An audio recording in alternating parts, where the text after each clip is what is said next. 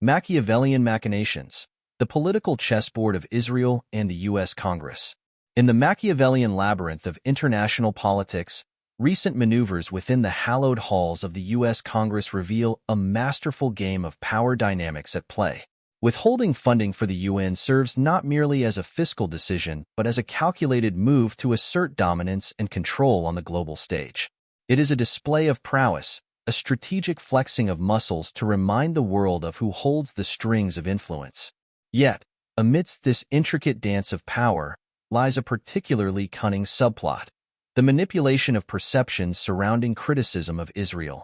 Here, Machiavelli himself would applaud the craftiness of branding any dissent against Israel as synonymous with anti-Semitism. It is a stroke of genius, transforming political discourse into a minefield where even the slightest critique becomes a potential career-ending misstep. But the true Machiavellian twist lies in the exploitation of internal divisions within the Jewish community itself. By conflating opposition to Netanyahu's policies with anti-Semitic sentiment, the political elite sow seeds of discord among their own ranks, effectively neutralizing dissent from within. After all, what better way to maintain control than by pitting allies against each other, leaving no room for unified opposition? Meanwhile, on the global stage, the sentiment towards Israel shifts like the tides, orchestrated by the deft hands of Machiavellian puppeteers. Criticism of Israel's actions becomes not just a diplomatic rebuke, but a strategic weapon wielded to undermine the legitimacy of Zionism itself.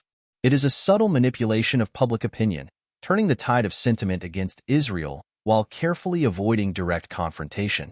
Enter Netanyahu, the consummate Machiavellian prince, with his cabal of far-right loyalists. Together, they orchestrate a grand spectacle of defiance, knowing full well the consequences of their actions. For every act of brazen disregard for international norms, they further alienate Israel from the global community, isolating it on the geopolitical chessboard. And so, as the curtain falls on this Machiavellian drama, one thing becomes abundantly clear. Rebuilding trust and affection for Israel will require more than just diplomatic finesse.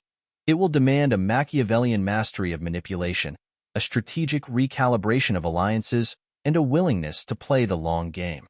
In the world of realpolitik, there are no allies, only opportunities, and it is those who master the art of manipulation who emerge victorious in the end.